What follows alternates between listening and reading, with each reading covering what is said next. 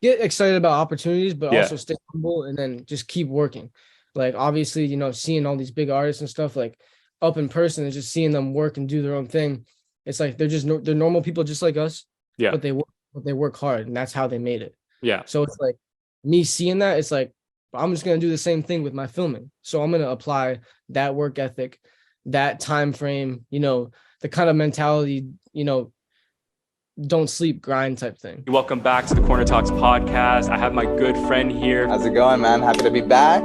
No, it shouldn't be about anything. Like, this is one life. Yep, one life. Like, fucking do it. My guy. But she just got it. She totally understood it.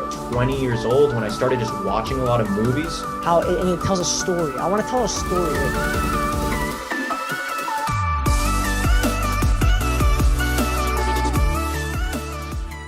Special guest, talented videographer, photographer, Michael Gilbert. What's going on, buddy? How are you? I appreciate you for having me. Really appreciate it. It's been 100%. busy, but yeah, we're getting to it finally. So Yeah. We finally, mutual friend, I should mention, Tyler Seller. He's been so generous, such a good supporter of my work. And ever since he's come on the podcast, he's always been sending me contacts to reach out to have as guests on this podcast. And you were one of them. And just looking at your resume, just looking at like your impressive, association of like projects that you've been involved with at such a young age, I have to say it's truly remarkable. And I mean that from the bottom of my heart, man. Like, you inspire people that you can really start at any age. You know what I mean? So like I said, man, I see your immense talent and hard work ethic through social media. I find the thing most incredible about yourself is that you achieved such profound success in the music industry as a filmmaker. I should say videographer and photographer at the extremely young age of 19 or 18. How old are you, man? I'm 19 right now, but I really 19. started like getting into it when I was when I got into everything when I was like 12 years old, like, and then I got serious at it when I was a freshman in high school. So I was around like 16 when I was serious about it. That's wild, man. Well, I'm sure you know Cole Bennett. He's someone that I look up to as well. He's just a couple years younger than me, and he's been doing it. Exactly, right? Yeah, exactly. So he's been doing it, right? Like you mentioned, like since you were 12 kind of thing, and just grinding it out, right? Spending all those adolescent years killing it, right? And that's how he's been able to achieve all the success he's received at this age, right? Exactly. So as a film director myself, man, I'm in film. I'm not sure if you know about me, but like I'm a writer director. So I'm more in the filmmaking aspect, like a Quentin Tarantino. That's who I aspire to be. But film sets and shit, like yeah, exactly. Yeah. Like, so I make a bunch of short films. Recently I got into the Toronto Shorts International Film Festival. So that was a pretty largest. Yeah, that was the largest short film festival in Canada. So like, that's kind of my thing. And how me and Tyler kind of met was I was explaining to him, my vision for entering the music industry with dance music videos to better market my clothing line. I think I sent you a link with regards to that. Yeah. And that's just like my way of like anything creative. That's why I love you guys and respect your talent. It's like I love the whole behind the scenes element, the gritty kind of run and gun indie filmmaking that you guys do. And it all comes under that umbrella, right, of storytelling. So it really does. That's like the thing most important of a video, you know what I'm saying? Storytelling. 100%, man. And that's what you achieve every time I watch your content, right? I'm like, because I always want to know, like, how good is this guy? And every time I watch your stuff, and I tell Tyler, I'm like, he makes you want to be there, and that's when you know it's effective content. You know what I mean? Like, you want to be with all the artists that you associate with, which I'll get into later on, because that's exciting stuff. Yeah, exactly. So I highly commend your discipline and commitment that has made you accomplished in your career thus far. So I want to know from you now, like, how did your interest in the arts develop, and what made you decide to turn this passion for like media into a professional career? Well, I was always like into like creating shit and like making like a story out of something, and like something that you can really just watch forever and just have like, a moment. And with video, it's like, it's not just a moment. You have like so many frames that create such a big, movie, you know what I'm saying? You can watch it. You can watch it for like, 20 years down the road, or like, you know what I'm saying? Like your grandkids can watch it and all that shit. Like, so like the legacy. You're the legacy of it. So like really like capturing these rappers and capturing these artists, it's really just like, it's a whole nother element of just capturing their life and having, a legacy with it, and just like giving them, footage and giving them fire videos that is going to always be there. You know what I'm saying? So it's very interesting to see, because like I'm not from that lifestyle. So like, of course, going to filming like all this all this rappers and all this like concerts and stuff. It's really interesting to me. And like I'm capturing a moment in life that's going to last forever. Yeah, 100%. And I love a lot of things that you said, because that's why I started kind of my path. Like, other than the fact that I love storytelling and being creative, it's that idea, that essence that when you're dead, you know what I mean? Essentially, your work is an extension of you, right? Like your work that you post out, Michael, like will live on, you know what I mean? No matter what age you are. And it's powerful with any art medium, right? But I love that you said, like, you know, capturing the legacy, it's so important. And I love that also you mentioned how like what you were pursuing, what you were venturing off on wasn't familiar. Like you were saying, like the whole music industry and like capturing artists and like being alongside them. Shed some light on that. Is that because you're like from the suburbs like me, or you kind of grew up in a conventional household? I grew up, and it was like we've always listened to music and stuff. And like my high school, we've always been like listening to like the top artists and like the top rappers. It was always been like an interest of me, and like being able to like be a part of it still at such a young age is just like it's crazy for me. And it's like if I can do that and capture that light, and like it can last forever, like that's someone's life that, you know what I mean, you can extend for everyone's life, you know what I'm saying? It's a snapshot in time, bro, right? Like that's how I describe it, right? It's like you don't realize like what you're doing for the artist. Like they look at something like a piece of it's like documentary filmmaking. It's like, wow, like this is how I was at 18, 19, this is how I was at 25. And it's also a snapshot for us creatives, right? Like my film that just got into that festival I was mentioning, I made it last year, literally around this time, 2021. So when I was watching it, I'm sure you're familiarized with it. It's like you go, wow, like look how much I've progressed. I've grown as an artist. You know what I mean? So it's crazy how it's like frozen in time, but that's why we do it, man. Telling the stories. I love it. And I want to know, like, so you're saying you're venturing off on this path. I always wonder, like with creatives, if they kind of meet certain challenges, were your family and friends genuinely supportive of your decision to pursue this greatly artistic path, or did they give you like challenges because it was like not what they're used like to? In the books or something? No, I'm the first one like stepping out of the box and kind of trying to do something different. So it was hard to kind of like get them to trust it, because there was a lot of like violence and a lot of like, you know what I'm saying, like, oh, I want to, you know what I mean, do this and this and this and travel with rappers and go on tour and shit. It's like, hold on. I know. So, but it's definitely an experience. My mom she was a photographer. Like she took pictures took the family pictures. We have like a garden in the backyard. She used to take pictures of like fucking flowers and shit. So it was like like my dad. And family photos and every time there was a family birthday. Crazy. It's a story. One day I was like riding my bike. She used to let me use her camera like often. And then once I started taking pictures and like I was getting good at it, she kind of let me use it more. And that's when like I was riding my bike one day and it was in the backpack and I crashed the bike, and then I crashed the camera. I broke the camera. And then she wasn't even mad about it, honestly. She was just like glad I was having fun and taking pictures. So that Christmas, she bought me my first camera. It was a Sony A6300, and I just like I went crazy. You went crazy on it, eh? That's what you got to do, man. I got a job at like a powerlifting company. Okay, sick. Like powerlifting gym type shit. And a month, bro. And then after that, like I just worked at gym shits. I did all these like sports and stuff, and then through the sports, I got into music, and then it just went up. Just keep going. And I love how you said it, where it's like it's a familiar story for me, right? Like, you know, came from that conservative household, like everyone has a 9 to 5, architects, administrative work in the offices, and it's like, you know, you got me that's like, oh, I want to be the next Tarantino, and they're like, what? Exactly, right. I still get those talks, right? Now they're a little bit more supportive, but like I still have those conversations like, what if it doesn't work out? And I'm like, listen, like we got to just try, we got to just fucking go for it, you know? Because I'm young, like going to LA was like a big thing, and like man, I just had to like, you know, like this is what I'm doing. And then once I started like doing concert after concert, and then money started coming in, and it was like, okay, you know, it's possible. You know what I'm saying? Like, no, 100%. That's when they kind of gave me the free will to do whatever, and kind of like they trusted in my vision. And you made a business out of it. Yeah. Like the thing is that you weren't just a free spirited artist, like whatever comes. Like you had a vision, you had a mission to set, and like you've clearly associated with the right people, like we're going to mention. And, you know, it's gotten you this far, right? But if you were one of those like, oh, I just like, you know, being an artistic person, and you had no like set direction, that I can understand why people would get nervous. But people will always be judgmental of things they don't understand until it happens, right?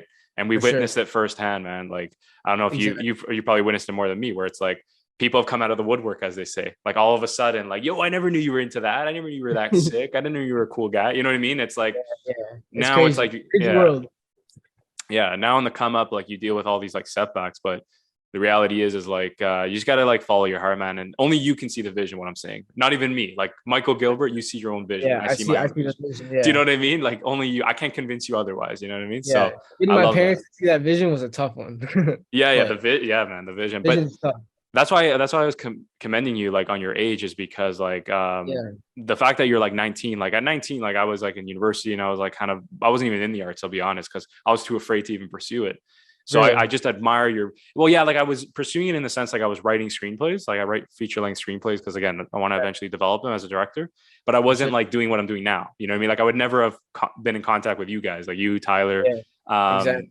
I wouldn't have been in like the thick of the industry, but what I'm saying is like it's admirable because the bravery it takes. You know, you're a young kid, you're telling your parents like, "No, I'm gonna go to Miami. I got to do this." Yeah, You know what I yeah, mean? yeah. Like my parents would be reaming me, bro, right? And it's like, but you had that conversation, you had that discipline, and you proved that it was about the work. You know, you're not there to like just screw around. You're there to actually like create content for yourself and create a brand, really. Make an So impact. Yeah. yeah, exactly, buddy. Exactly. It all goes back to legacy, right? And how much you want it. So really commendable, buddy.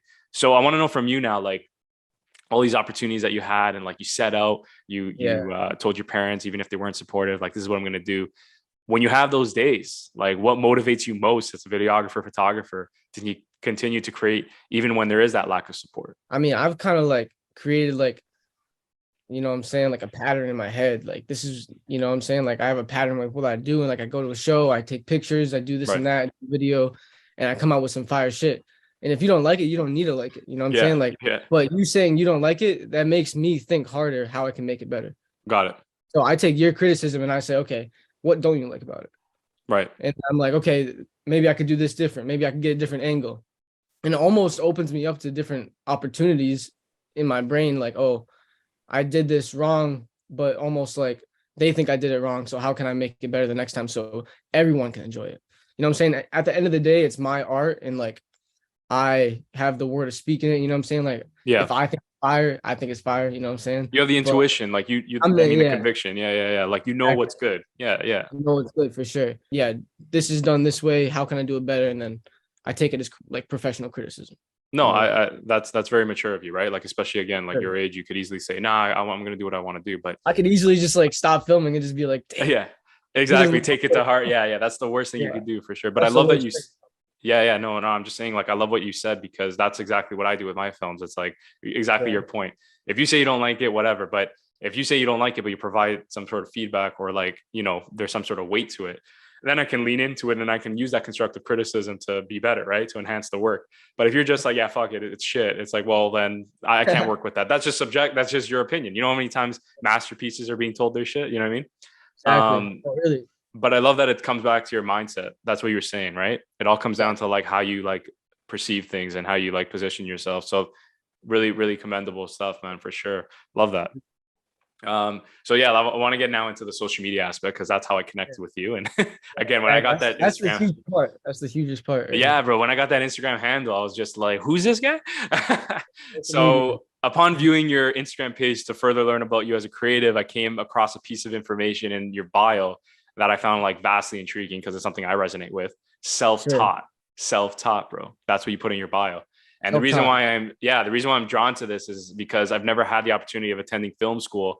And now I'm openly like an advocate of like this defiant pride. Like you don't need to go, you know, and you're like living, breathing proof that you don't need to do any of that stuff. It's like you can find the right contacts and the connections and make masterful work without going to an institution kind of thing. Right. So I want to know, like, how did you become a self-taught creative yourself? YouTube. Yeah, I get that a lot. A lot of other people say YouTube. Yeah. And it was just like, as a young kid, like I've always loved watching YouTube. Like I binge watch YouTube. Like I don't watch TV. I was just watching YouTube, the Nelk Boys. You know what I'm saying? Steve will do it and like that kind of crew. And then I'm always like, yo, these videos are kind of fire. Like, what if I do this shit? Right. You know? And it's like, then I started searching up how to edit. And then really like, bro, I learned on GoPro Studios. Like, okay.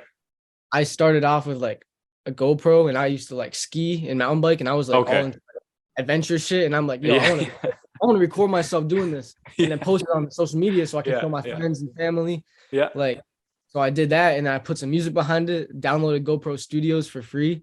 Yeah. And then I just started like fucking around with GoPro Studios. And I'm like, yo, I can cut this and I can like cut it to the beat of the music. And I'm like, oh, this is sick. So I'm like, how can I like get more into this? And I got iMovie.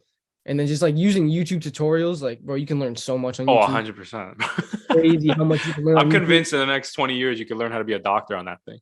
Bro, it's crazy. Man, I found like this one guy that did like YouTube Final Cut Pro tutorials. And he just taught me everything. I went through his whole free YouTube course and he just taught me everything. And then at a certain point of learning, like you stop learning and then you kind of like just figure shit out. And like, you learn shit on yourself and stuff. Like, you know, I learned so much through YouTube, but like after like that, like I haven't really watched YouTube tutorials in like half a year now. You know what I'm saying? Like, No, but it happens. Yeah. I just been learning. Well, you need there's a cutoff, right? Like for me, that's how I learned Premiere Pro, because I had transitioned from Final Cut to Premiere Pro, and that was like, sorry. I said, oh, really? That's wild. Yeah. Well, because it was like alien to me, and everyone was telling me like, yo, you should like do that, and it really did benefit me because it helped me with some jobs I worked on, because they only had Premiere Pro, and I'm just more comfortable now with the templates and everything. But the point is that when I transitioned, I was just like looked at it like a ghost, like what's happening. And I went on YouTube, like you said, man, and they taught me and everything like that. But what I learned quickly is once I got the basics, I only needed YouTube or tutorials when I needed something like particular for my vision. Do you know what I mean? So you don't like, that's why you said after a year, it's like, oh, I'm not going on it, or like, you know, you don't need it anymore. Or you only need it certain time frames. For me, it's like the same thing. It's like, if I need like, you know, to transition this shot, how do I do it this way? Okay, if I can't figure it out, I'm going to YouTube it, and boom. It's YouTube. Like there's channels like Tutorial in a Minute or something, like they saved my life with a lot of things. King Tuts. I don't know if you know King Tuts Pro. Yeah, I think that's the one. Oh, I think that's the one I was talking about. Yeah, King that Tuts one as well. Like, thank you, King Tuts. You saved my career. Like he gave me like everything from like just cutting to speed ramping was a huge thing that he taught me. And like after I learned how to speed ramp, I was able to kind of like really place the clips and kind of arrange it so like it went with the music. Like, okay, so the music has like a riser here. You know what I'm saying? Like, yeah. And I noticed that in your work. Let me speed ramp that to that and then make that smoother. And then after that, bro, you just like, oh, I need to do this transition. I need to download a VFX pack, or like at this point you can just hire people to do VFX. Like no, yeah, of course. So, like you learn the basics and then you just rock it. You just go crazy. Yeah, it all comes back to like, as I say, as a filmmaker, like I'm a director, right? So a lot of people I work with, they went to film school, like they're experts, man. Like they know the technicalities of everything. But at the end of the day, you need to have the vision and know how to tell the story. And that's what you just said, right? It's like, yo, like I know how to edit it, put it together, but you can hire someone for VFX. It's like, if you didn't have the vision of the story, you'd be shit out of luck because you wouldn't even know who to hire or like what to tell them in that project, right? Like Cole Bennett, for example, right? I'll bring him back. Like I look at his credits because I'm always trying to figure out like, what is this guy? Because I know he started off like just running gun, doing everything. I always look at that shit too. Right.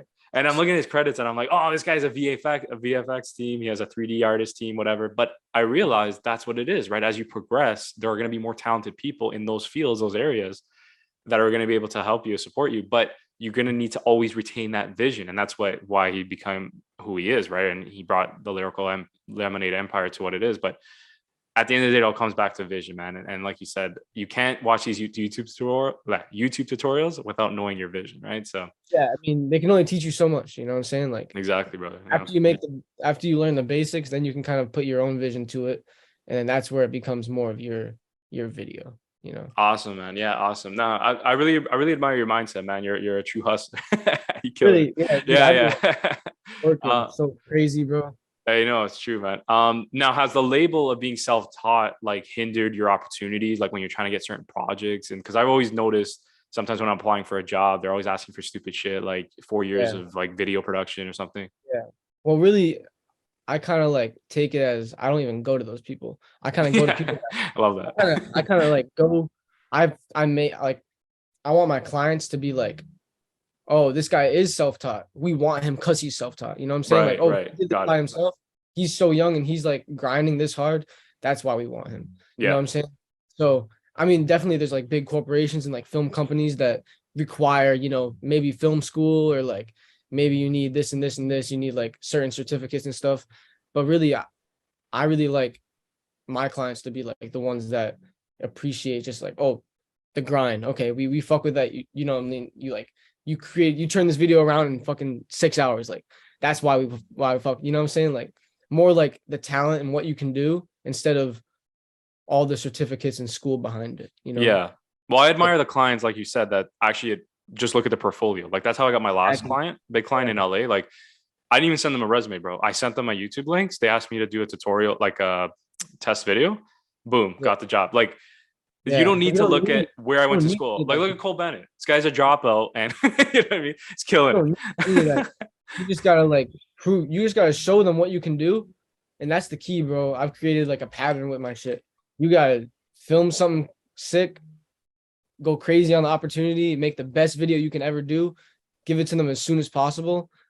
And bro, it's either they're gonna fuck with you and take you on tour, or they're gonna be like, oh, that was fire, I'm gonna post it, or like, you know what I'm saying? Like all you can do is try your best.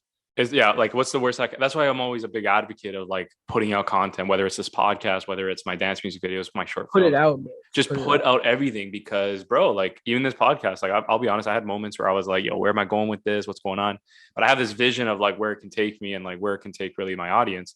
And I'm starting to see like the fruits of it, right? Like I see people like reaching out, like, yo, can I come on the podcast? Like now people are actually requesting to come on.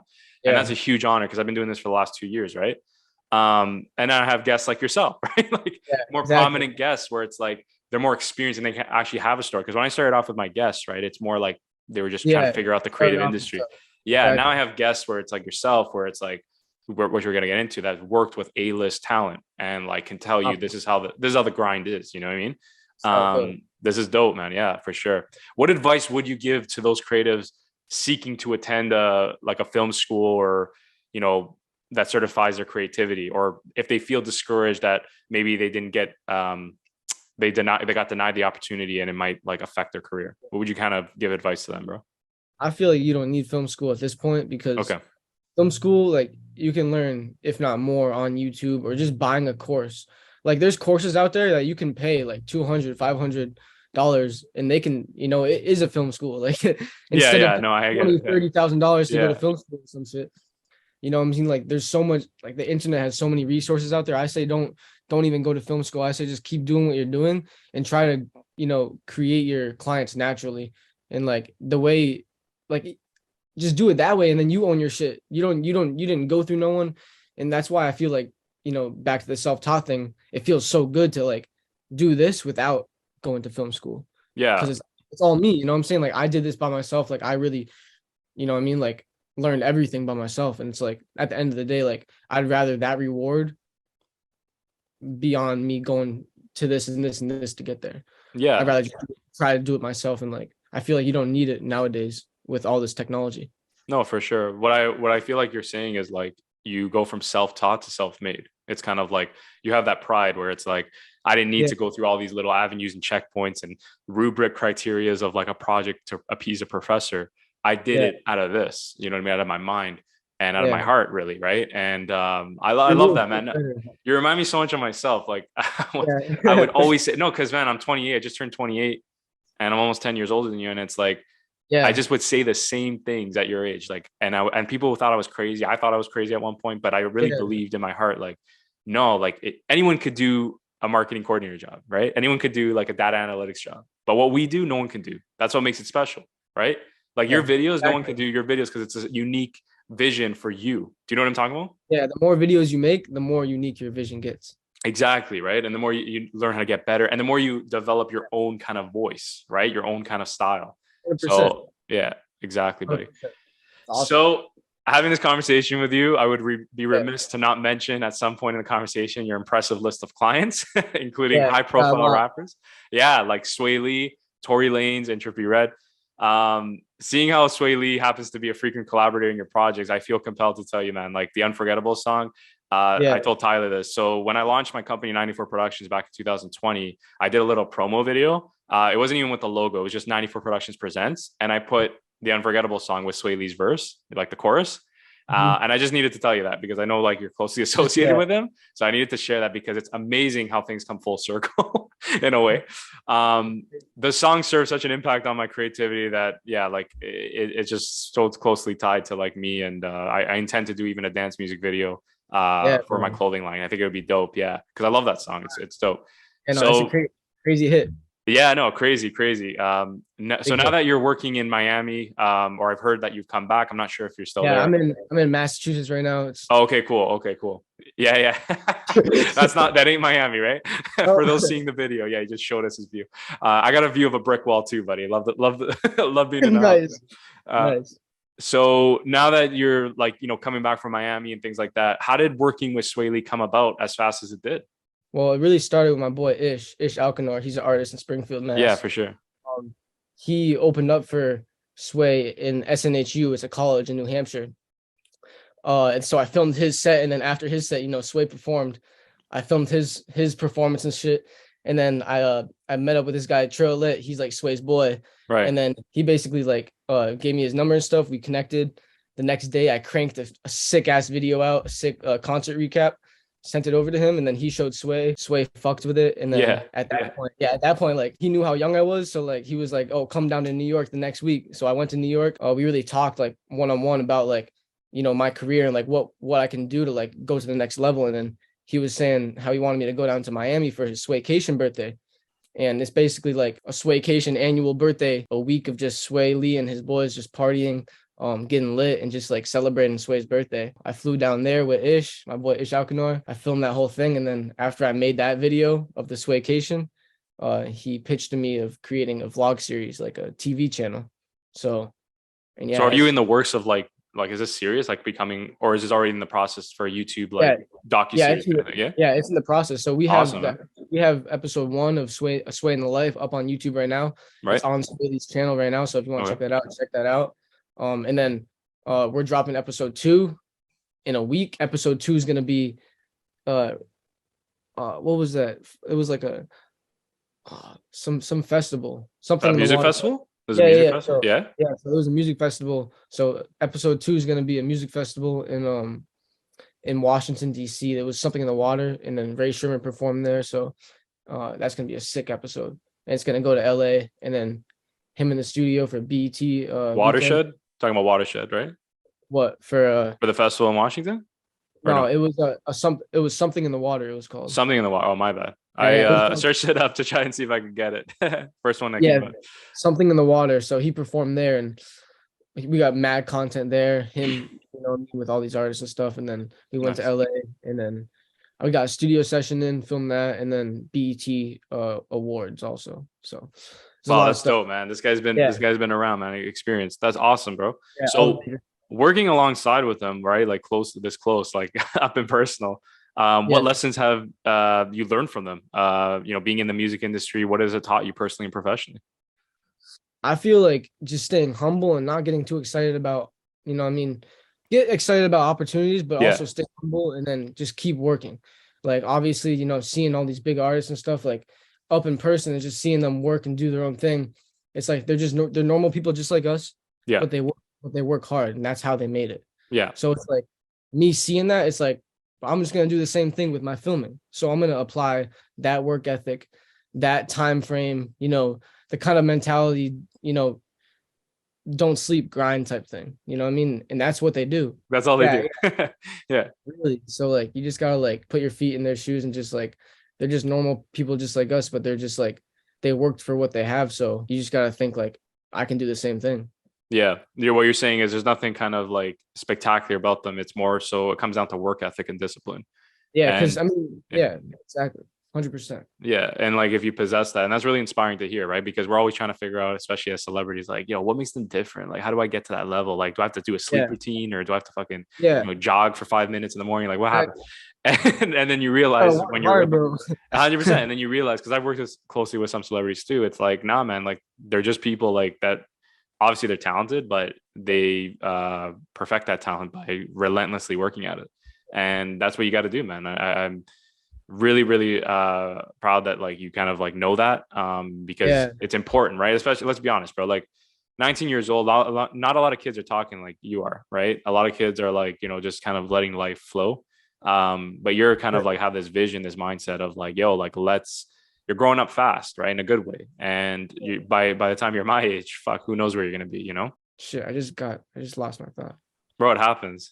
You were working with all these promoters, and what happened? Like, I was working with all these promoters, and then it was it was like a snowball effect basically at that point, because all these promoters, they just kept having shows with different artists and stuff. And then I kept like, hey, like, you need me to film this week? You need me to film, you know what I mean? Like Tory Lanez this week? Okay, word. You need me That's to how film it works, man. You built that trust, right? Yeah, TJ next week. And it almost been like, now I'm getting like, they're hitting me up now to shoot videos for these people. Token hip hop was a big, you know what I mean, big one in the come up with me. Got it.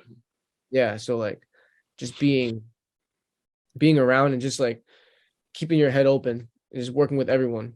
You know what I mean? That's like open to opportunities, right? Like you weren't like confined to one person. Like, no, I just work with Swae. It was like, no, like I'm versatile. I want to do a lot of people. You know what I mean? Like exactly. In my head, I'm trying to, you know, just capture the music industry in this period of time. You know what I mean? The like, essence, bro. Yeah, for sure, man. And you do it beautifully, man. Like I said, when I watch it, I told you before the podcast, like, you wanna be there. You know what I mean? Like you wanna like party with these guys and like have a good time, and you capture it organically, I should say too. Like even the way you shoot it, that's how I know you're like very talented. Is you don't shoot on like a gimbal, or I don't know if you do, but you make it look very gritty, like Gorilla. I used to shoot on a gimbal, but I don't shoot on a gimbal anymore. No, right? Yeah, it's better like Gorilla Pod. No, I literally just use handheld. Or handheld. There you go. Yeah.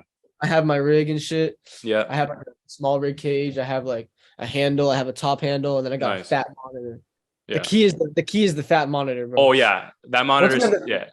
Once you have the fat monitor, bro, you literally like with Polo G and Lil TJ and shit. Like I film their shows, bro, and then after the show, like I get in the green room somehow and I show them the footage on the monitor. Yeah, they can see it in such a big form, bro. Like so they can see like this sick footage in 4K, like on this monitor, and they're like, that looks hard.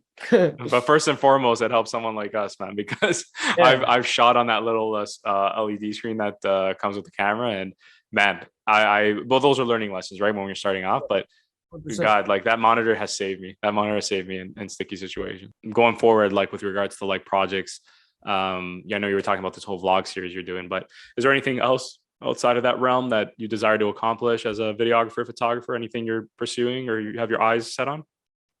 Really, about that Kanye West documentary, like, oh yes, that's what I want to do. You know what I'm saying? For like multiple artists, I want to create, you know what I mean, like a documentary. You know what I mean? Like I want to create a documentary that goes on Netflix, that goes on, you know what I mean, like Hulu. I want to be the one that films that whole documentary, edits that whole documentary. You know what I mean? Like I want to just create documentaries about rappers and celebrities, and that's the goal at this point. So, and with filming vlogs and stuff, you're constantly naturally filming that content for the documentary. Of course, yeah.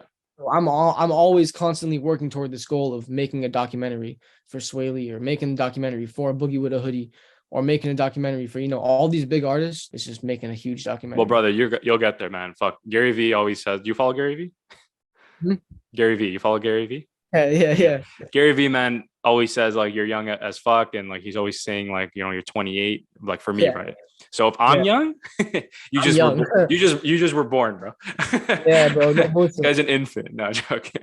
But no, seriously, man, like the fact that you already like achieved this much in your career, and the fact that you have this mindset and this discipline and this work ethic and the maturity, really, the sky's the limit, right? And it's like you set that out. I wouldn't be surprised on Netflix if I see a documentary about you in the next 5 years, right? So just keep at it. Yeah, man, just keep at it, keep grinding. I personally, because you work so closely with Swae Lee, and he's building, right, because he's also a young artist. I dropped a new album. No, but I'm saying that, you know what I mean? Like I would be 5-10 years, bro, like rip that out, you know, like have a documentary series on him, you know, like they did that with Bieber, like Seasons. Obviously you would have like your own, you would have your own grit, like your own style to it. But I imagine something like that, like a YouTube series, 10-part, let's go, you know? So that's something like with what I'm doing with filming the vlogs and stuff, like these Swae and the Life vlogs. It's like I'm constantly just filming that content for these documentaries. In my eyes, you're a director, bro. That's why I wanted to know what you want to be introduced as, because the personal opinion, like a videographer, photographer is a point and shoot in a sense. Like now some people might attack me for that, but a director is someone that conceptualizes a story, right, and executes on a vision. I'm serious, man. No, I'm serious, man. Like you will graduate to that level where you're I see it. Like I just vision it for you. Like you'll go around saying like I'm a director, like I direct documentaries or I direct vlog style videos, you know? So in time, bro. Of course. Damn, well, It's a pleasure, Michael Gilbert, to finally have you on the podcast, representing Gilbert Productions. It's been a huge honor, man. Like I said, I'm a fan of your work. I'm a fan of the clients you deal with. And I really hope to have you back on the podcast very soon. You know, talking about having me on. 100%, buddy, 100%. This is where I want creatives to like share their journeys, man. And you've really provided a lot of insight and inspiration for our audience to really set out and conquer their dreams. So thank you for that, man. Go on, guys. Just keep going. Just keep going, buddy. Keep going. Keep the dream alive. That's my slogan. That's my production company slogan. Keep the dream alive. So I like that. Thanks, buddy. So thank you again, Michael Gilbert, for coming on the podcast. Thank you, everybody, for listening, and we'll talk soon.